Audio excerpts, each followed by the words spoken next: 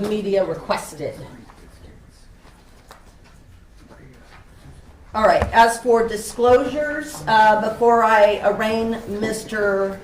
Redden, I want to disclose under Judicial Canon 2.11, Comment 5, that I do know Judge Mary Kay Holthus. I know her very casually and only professionally. I've never socialized with her outside, say, a professional event. I do, for instance, not know her phone number. I don't think she knows mine. We're not connected on social media. I've never worked at the district attorney's office, where I believe she worked for her entire career. Her daughter is a deputy district attorney on my track. However, the team chief has assured me that Kennedy Holthus will not appear on any of Mr. Redden's appearances. Therefore, I see no reason to recuse. However, I make those disclosures under Rule 2.11, Comment 5. Mr. Redden, have you been given a copy of the criminal complaint this morning? Yes, I have been given one. You're being charged with count 1, attempt murder, victim 60 years of age or older, a felony.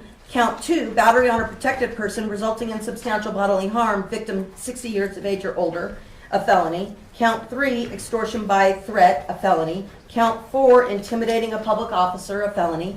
Count 5, 6, 7, 8, and 9 are all battery on an officer, the same named victim. Oh, and by the way, I do not know any of the other victims named in the criminal complaint.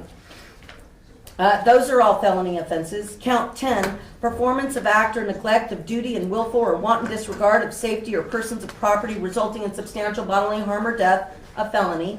Battery on a protected person, count 11, that's a gross misdemeanor offense. Count 12, battery by a prisoner, a felony. Count 13, unlawful act related to human excrement or bodily fluid, a felony. All allegedly occurring on January 3rd of 2024. Do you understand these charges? Yes, I understand. Can you afford to hire a private lawyer at this time? I'm sorry? I'm trying to, Can you afford to hire a private lawyer of your own expense and choosing? no, not at this time, no. Are you a veteran or a member of our military? No. I can appoint a lawyer from the Public Defender's Office to represent you. Thank you, Your Honor. And prior to Your Honor calling the case, I did, as a friend of the court, talk to Mr. Redden about his right to a Valdez Jimenez hearing. I know that he did not have one in initial appearance court. However, he's going to be choosing to waive the prompt hearing given the circumstances that happened yesterday in district court where he's already been sentenced in his other case. Okay, so he was sentenced? Correct. Okay, was he sentenced to jail or prison?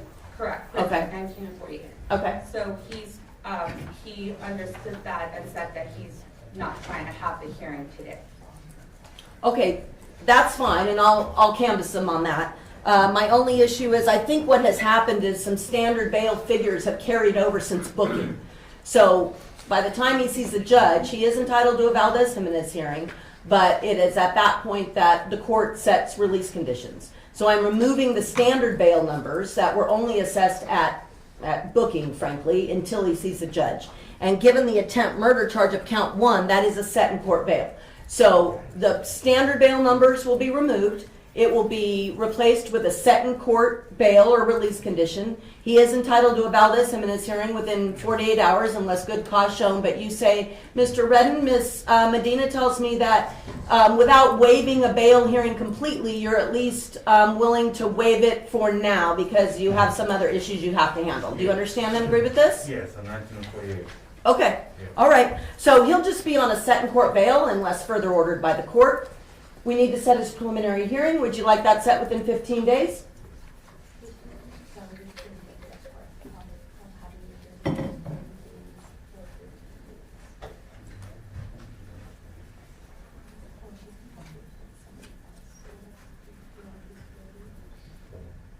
He's going to also waive the 15-day set and we'll do 30 days. Okay. Sir, you have a right to a preliminary hearing within 15 days, and Ms. Medina has said that she's talked with you about that, and you're willing to give up that 15-day period and instead set your preliminary hearing within about 30 days. Is that okay? Yes, that's fine. Is this okay with the state? Yes, Your Honor. Okay. Does the state? Yes? After we get the date, can we approach? Sure. Is there anything else, Ms. Mercer, you want to address? No, Your Honor. Okay. All right. Here's a 30-day preliminary hearing date unless I see you earlier, and if you'd like to approach, you may. February 14th at 9 a.m. Court's in motion. Thank you, Your Honor. Hold on, this is each of us has to. She heard like 4 buttons. Pretty good. Okay.